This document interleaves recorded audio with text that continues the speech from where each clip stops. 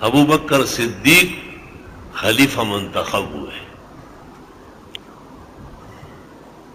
اور آپ کی نگرانی میں اہم مسائل پیش آئے. بخاری اور ابو داؤد میں صحابہ کہتے ہیں کانا ابو بکر اعلمنا، ابو بکر ہمارے بڑے عالم تھے. اتنی لمبی نماز پڑھاتے تھے فجر کی کہ ظننا ان الشمس طلعت ام لا، کہ سورج تو نہیں نکلا. وکانا ابا بکر اعلمنا، لیکن ابو بکر عالم بڑے ہیں، ہمارا کیا کام. ان کے حوالے اعتماد اس قدر زیادہ ہے. تو ایک مسئلہ یہ پیش آیا کہ رسول اللہ صلی اللہ علیہ وسلم فوت ہوئے ہیں، ان پر موت طاری ہو چکی ہے. آپ نے کہا فوت ہوئے ہیں، ان پر موت طاری ہو چکی ہے. آپ نے قرآن کی آیتیں پڑھی، حالانکہ حضرت عمر جیسے استقامت کے پہاڑ وہ غم کے صدمے سے بہت جذبات میں تھے. اور دا عمر دا یر چان شلوائے چھ زمنگ خوک نبیل دنیا تل ہے. حضرت عمر کو آپ نے کہا آرام سے بیٹھو. آپ نے ممبر پر قرآن کی آیتیں پڑھی جس میں رسول اکرم صلی اللہ علیہ وسلم کی وفات کا اعلان ہے. یہ جنجال بھی ختم ہو گیا اور اس پر اجماع منعقد ہو گیا کہ انبیاء علیہ السلام من حیث البشر دنیا سے تشریف لے جاتے ہیں، اور من حیث النبوت والولایت وہ برزخ میں ہمیشہ کے لیے کامل و اکمل زندگی سے حیات ہوتے ہیں.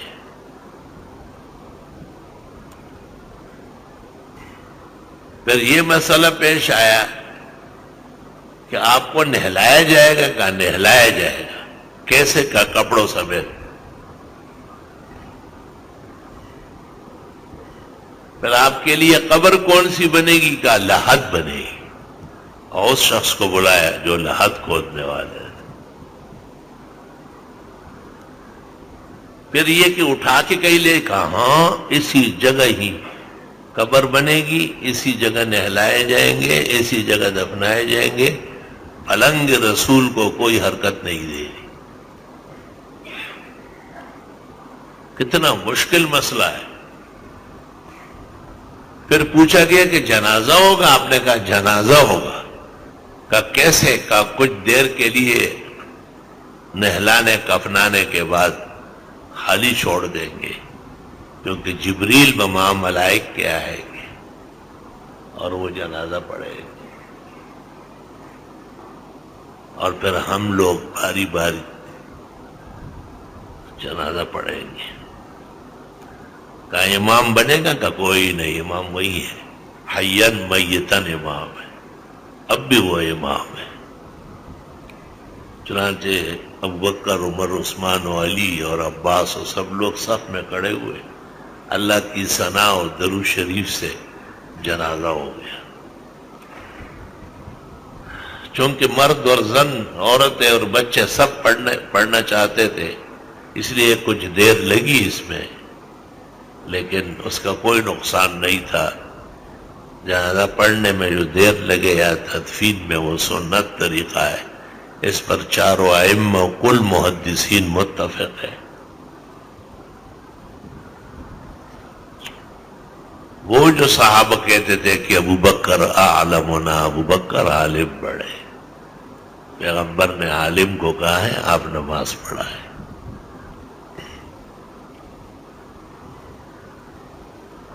خلیفہ منتخب ہوئے اور 3 کام خطرناک قسم کے سامنے آئے. ایک جیش اسامہ کو آپ نے شمال مصر کے لیے ترتیب دیا تھا، اور اسامہ کم سند، آپ کی ان سے بڑی محبت تھی اور آپ خوش ہوتے تھے کہ یہ جیت کے آئے گا.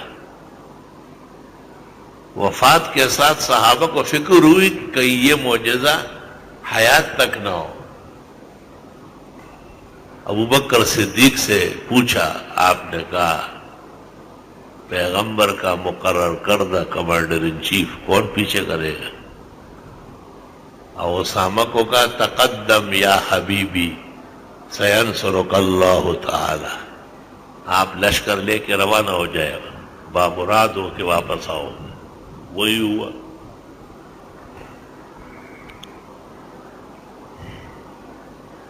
اور مسیلمہ نے نبوت کاذبہ کا دعویٰ کیا تھا، اب پیغمبر کو خط لکھا تھا کہ ہموار زمین میں آپ کام کرے اور پہاڑ میرے حوالے کرے۔ آپ نے کہا جا، تیرے جیسے بہت کتے آئے اور بونک کے چلے گئے، اور بہت سخت الفاظ آپ نے اس کو کہے۔ تو اس کا بھی معاملہ ختم کرنا تھا، اور اس کی لشکر بظاہر بڑی تھی، صحابہ سب اس کے مقابلے میں باہر آئے، ابوبکر، عمر، عثمان و علی سب میدان میں آئے، کیونکہ اہم مسئلہ تھا ختم نبوت کا۔ یہ ہماری حکومتیں دیکھتے نہیں، تھوڑا سا موقع ملے چنڈی لگا لیتے، تھوڑا سا موقع ملے پھر شرارتی۔ بچے جو کھیلتے ہیں نا میں شریر بھی ہوتے ہیں، کبھی ایک کو چنڈی لگائے کہ یہ چنڈی والی حکومت ہے۔ سب پتہ ہے ان کو کہ 1974 میں قومی اسمبلی نے متفق فیصلہ کیا ہے کہ مرزائی قادیانی غیر مسلم اور ملک کی اقلیت ہے، انہیں مسلمان نہیں مانا جائے گا، اور جب تک وہ یہ مان لے تو ان کے حقوق ہوں گے، اور انہوں نے نہیں مانا ہے، اس لیے پاکستان میں ان کی حیثیت جانور اور درندوں سے بدتر ہے۔ لیکن یہ شرارتیں کرتے رہتے ہیں، اور پھر ان کو پڑتی ہے، لیکن عقلیں ماری گئی ہے۔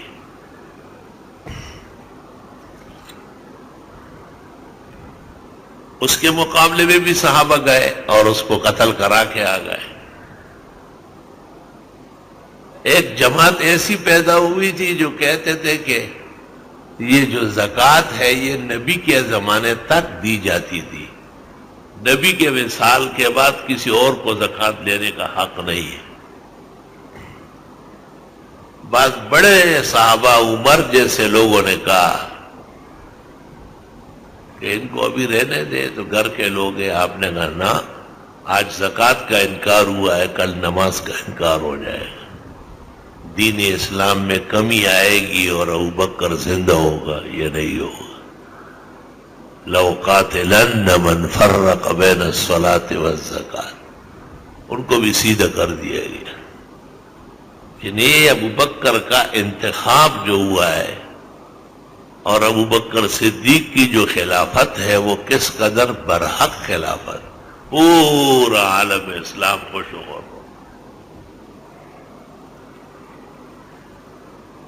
بخاری شریف میں ہے کہ دو آدمی کسی دور ملک سے آ رہے تھے، راستے میں ان کو مدینے کا قافلہ مل گیا، ان سے حضرت صلی اللہ علیہ وسلم کی خیریت دریافت کی، وہ آپ دیدہ ہو گئے اور انہوں نے کہا حضرت کا 3 دن ہو گئے وصال ہوا ہے۔ تو انہوں نے کہا کون خلیفہ ہوا؟ کہا ابوبکر۔ کہا کیف الناس؟ کہا صالحون، خوش و خرم ہے لوگ۔ انہوں نے کہا ہمیں تو حضرت کی خدمت میں پیش ہونا تھا، اب کسی مناسب موقع پر دوبارہ آئیں گے۔ واپس چلے گئے۔ قافلے نے واپسی پر مدینہ منورہ میں حضرت ابوبکر کو کہا، آپ نے کہا لے آتے انہیں، ہمیں بھی بہت خوشی ہوتی۔ دیکھو ہر جگہ یہ خبریں تھی کہ والناس صالحون، لوگ خیر خیریت سے۔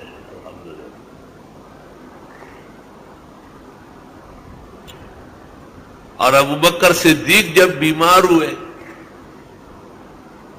اور اندازہ یہی ہوا کہ شاید وصال کے لمحے قریب ہے، تو مہاجرین و انصار کے وہ حضرات جو ارباب حل و عقد کہلاتے، انہوں نے ابوبکر صدیق سے ہاتھ جوڑ کے درخواست کی کہ آپ نے نبی کی دعائیں لی ہے اور بہت ہی آپ کے بارے میں اللہ نے خوشی ظاہر کی ہے، آپ کسی کو منتخب کریں، ہمیں آرام ہوگا۔ آپ نے حضرت عمر کا انتخاب کیا، یہ ٹھیک رہے گا۔ اور حضرت عمر کو ڈانٹ لیتے ہوئے کہا کہ میں نے اس کا ظاہر دیکھا ہے، پیغمبر کے دور سے لے کے اب تک یہ شریعت کے 100% مطابق ہوتے ہیں، اگر کوئی دوسری بات پیش آئی فَسَيَعْلَمُ الَّذِينَ ظَلَمُوا أَيَّ مُنْقَلَبٍ يَنْقَلِبُونَ۔ لوگوں میں تبدیلی آتی ہے نا، تبدیلی آ گئی، تبدیلی آ گئی، جو کچھ کہا ہو اس سے واپسی ہو رہی، تماشا بنا ہوا۔ سورۃ شعراء کے اخیر میں تفسیر ابن کثیر میں یہ واقعہ لکھا ہے۔ اور جب لوگوں نے ان کو کہا کہ کس کو آپ نے خلیفہ منتخب کیا، حضرت ابوبکر لیٹے ہوئے تھے، بیماری کی وجہ سے آپ نے کہا مجھے اٹھا لو اور پیچھے تکیہ رکھو، بیٹھ کر کہا یہی سوال اگر مجھ سے قیامت کے میدان میں ہوا تو میں کہوں گا وَلَّيْتُ عَلَيْهِمْ بَعْدِي خَيْرَ الرِّجَالِ، میں نے اپنے بعد کائنات کا بہترین انسان چنا ہے، اور وہ حضرت عمر ہے۔ عمر کا زمانہ، مورخین کہتے ہیں کہ ایسا ایک اور آ جاتا تو پورا شرق اور غرب، پورا کائنات فتح ہو جاتا۔ اللہ نے عجیب شان دی تھی، جہاں جہاد میں دشمن کی طرف سے پیچیدگی، وہاں ایسا بیٹے کو کہتے اونٹ تیار کرو اور خود بیٹھ کر کے روانہ ہو جاتا۔ اب جب عمر خود روانہ ہو جاتے تھے فتوحات کے لیے تو آسمانوں کے ملائک نیچے اترتے ہوئے دیکھے گئے۔ 28 آیتیں قرآن میں ایسی ہے جو عمر کی شان میں ان کی موافقت میں نازل ہوئی۔ جلال الدین سیوطی نے کتاب لکھی ہے الیان والتمر فیما نزل فی موافقت عمر۔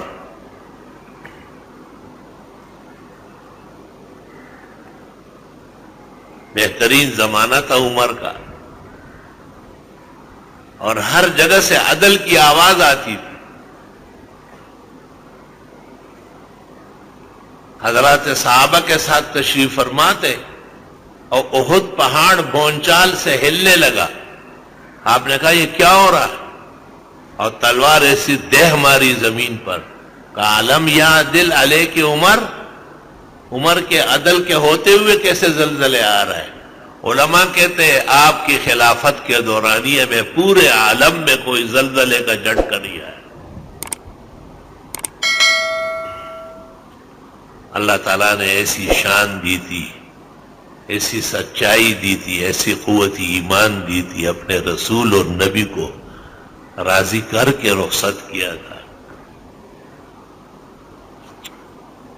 جب حضرت عمر رضی اللہ تعالیٰ عنہ کی شہادت ہو رہی تھی اور طبیب نے کہا کہ وہ نبیذ پلایا گیا باہر آیا، اونٹنی کا دودھ پلایا گیا باہر آیا، اوصِ یا امیر المومنین، حضرت وصیت فرما، وقت کم ہے۔ اس دوران آپ نے 6 صحابہ کو کہا کہ تم ایک کو چن لو۔ انہوں نے حضرت عثمان کو چنا، بخاری میں موجود ہے، اور اپنے بیٹے عبداللہ ابن عمر کو کہا یہ رہے گا دیکھے گا، نہ یہ چنے گا اور نہ یہ چنا جائے گا، یہ کیسر و کسرا کی حکومتیں نہیں، یہ باپ کے بعد بیٹا ضرور، یہ ویسے کڑا رہے۔ اور جب حضرت عثمان رضی اللہ تعالیٰ عنہ خلیفہ منتخب ہوئے،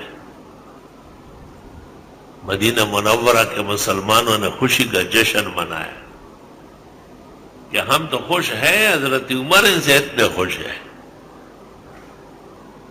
اور عمر کے ساتھ اللہ کا وعدہ ہے کہ وہ جس طرف ہو اللہ امداد فرماتے ہیں۔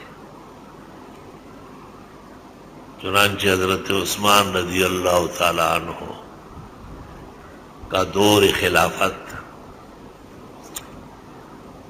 حضرت عمر کی شہادت سے کچھ بلوائیوں نے اور شریر لوگوں نے اسلام اور خلافت اسلام کے خلاف باتیں بنانا شروع کیا تھا، لیکن کمزور تھے۔ حضرت عثمان کے زمانے میں خلافت بھی دور تک پھیل گئی، آذربائیجان وغیرہ تک فتوحات ہو گئے، پشاور فتح ہو گیا، کابل و زابل فتح ہو گئے۔ ابو داؤد میں عبد الرحمن بن سمرہ کے بارے میں کہ صلی بنا صلاۃ الخوف بکابل۔ کام جب بہت زیادہ آگے بڑھے تو پھر کچھ افراد میں بھی کمی زیادتی ہو جاتی ہے۔ جب حضرت عثمان رضی اللہ تعالیٰ عنہ کو ظالموں نے اور مفسدوں نے بلوائیوں نے شہید کیا تو پھر حضرت علی قاعدے کے مطابق خلیفہ منتخب ہوئے، لیکن مدینہ منورہ میں ام المومنین عائشہ کو یہ اشکال تھا کہ شاید وہ لوگ جو عثمان کے قاتل ہے ان کو کسی بڑے کی حمایت حاصل ہے، اور شام میں معاویہ رضی اللہ تعالیٰ عنہ ان کو بھی اس قسم کے وساوس پیدا ہو گئے،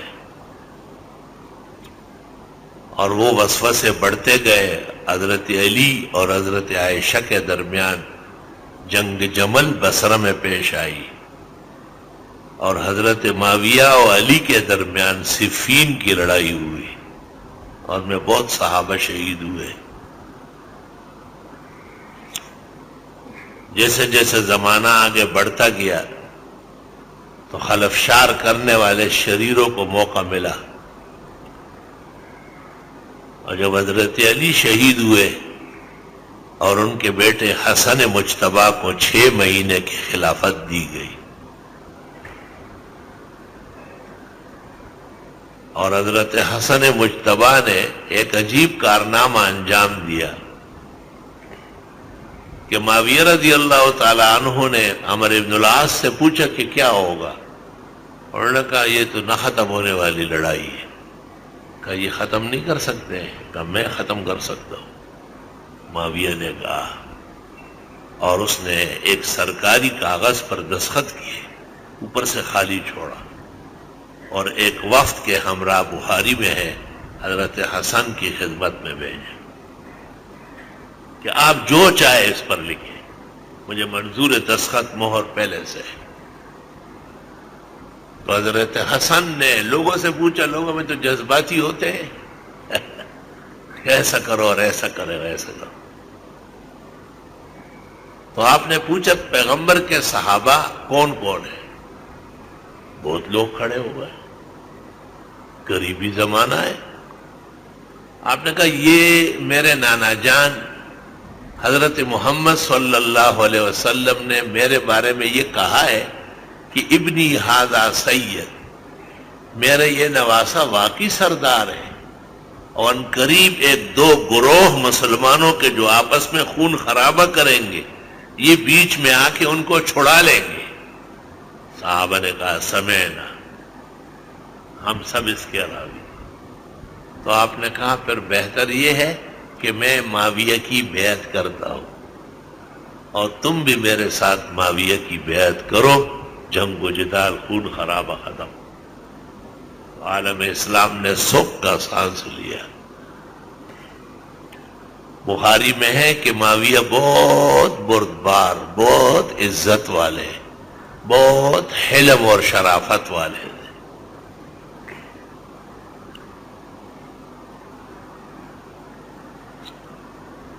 معاویہ رضی اللہ تعالیٰ عنہ کو ایسے لوگ آگے آئے جنہوں نے یہ مشورہ دیا کہ اگر آپ ایسے ہی دنیا سے گئے اور آپ نے اپنے بیٹے کو خلیفہ نہ بنایا تو پھر خون خرابہ ہوگا۔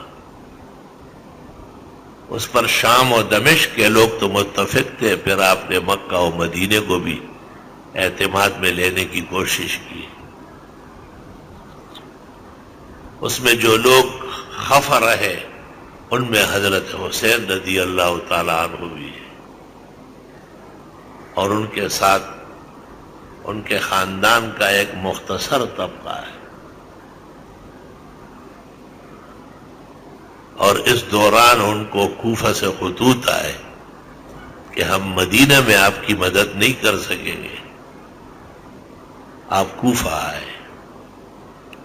بڑے صحابہ نے ان کو سختی سے منع کیا، عبداللہ ابن عباس نے، کہ آپ نہ جائے، یہ سینٹرل اسلام کا یہی رہے. لیکن بہرحال حضرت حسین خود مجتہد تھے، وہ فقیہ تھے، بہت بڑے عالم تھے، وہ تشریف لے گئے. آپ کے وہاں پہنچنے کے ساتھ ہی کوفے کے لوگوں کو یزیدی حکومت کی طرف سے دھمکا دیا گیا تھا، اور وہ صحیح طرح ساتھ دینے کے حق میں نہ رہے. دریائے فرات کے کنارے آپ قافلے سمیت رک گئے.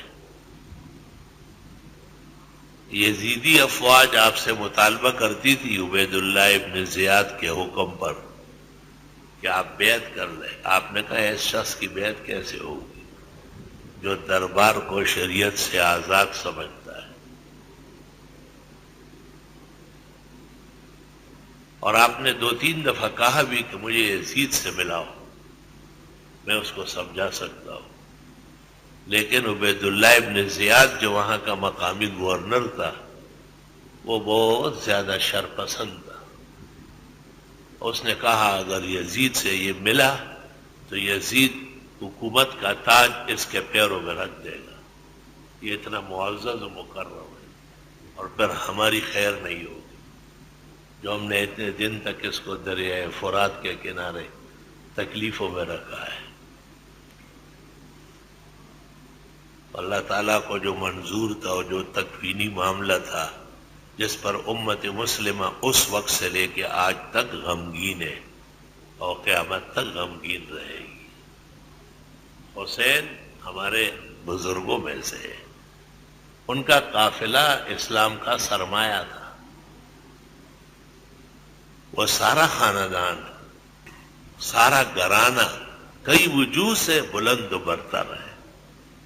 لوگ اپنے حساب سے وسوسوں کے پیچھے لگے ہوئے، یہودی سازشوں کے اندر مبتلا ہے. شیخ الاسلام ابن تیمیہ جنہوں نے روافض اور خوارج و معتزلہ کے خلاف ایسی کتاب لکھی کہ مورخین کہتے ہیں کہ حری بأن یکتب بماء الذہب، وہ اس قابل ہے کہ سونے کی روشنائی سے لکھی جائے. منہاج السنت النبویہ فی رد الشیعۃ والقدریہ، دروغوں کے خلاف. انہوں نے بھی جب حسین کا واقعہ نقل کر رہے تھے تو کہا والحق ان الحسین قتل مظلوما، سچ بات یہ ہے کہ حسین ناحق مارے گئے. اس کا موقف صاف تھا، اس کا ارادہ اسلام کی سربلندی کا تھا، اور اختلاف یہاں آ کے اٹک گیا کہ یزید یا ان کے اعوان وہ بہت سارے قوانین سے اپنے آپ کو مستثنا سمجھتے تھے. وہ کہتے تھے کہ ملک پر قانون نافذ ہو، ہمارا دربار محفوظ ہو. حسین نے کہا یہ نہیں ہوگا، قانون کا نفاذ آپ سے ہوگا، آپ کے درباریوں سے ہو، گماشتوں سے ہوگا.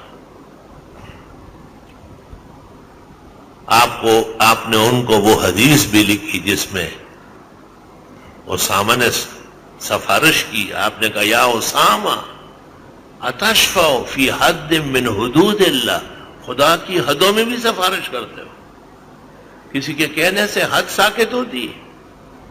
والذی نفس محمد بیدہ لو سرقت فاطمۃ بنت محمد صلی اللہ علیہ وسلم ورضی اللہ عنہا واعاذہ اللہ منہ. یہ تو مخزومی فاطمہ ہے، اگر محمد کی فاطمہ مرتکب ہو جاتی لقطعت یدہا، میں اس کا بھی ہاتھ کاٹ کے رکھ دیتا۔ تو حسین کا نظریہ یہ تھا کہ پورے اسلام کو پورے ملک کے طول و عرض میں ایک جیسے نافذ ہو، اور بادشاہان جب غرور و تکبر میں آ جاتے ہیں تو وہ بہت ساری چیزوں سے اپنے آپ کو مستثنا سمجھتے ہیں، ان کو یہ بھی یاد نہیں کہ انہوں نے کہا کیا ہے اور اب ہو کیا رہا، ہر بات کے خلاف، ہر بات کے خلاف نیا نظریہ اور نئی تبدیلی۔ شرم تم کو مگر نہیں آئی۔